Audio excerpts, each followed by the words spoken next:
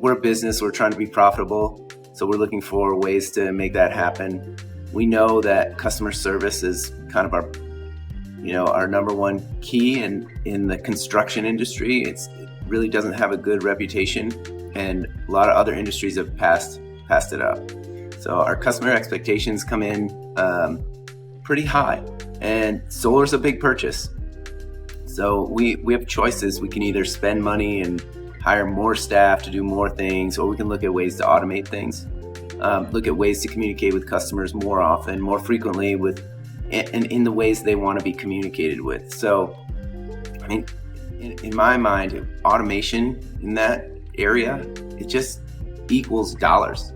It makes our business more flexible by bringing higher margins in. It's a small price to pay for a really good customer experience, and Bodhi's a huge part of that for us.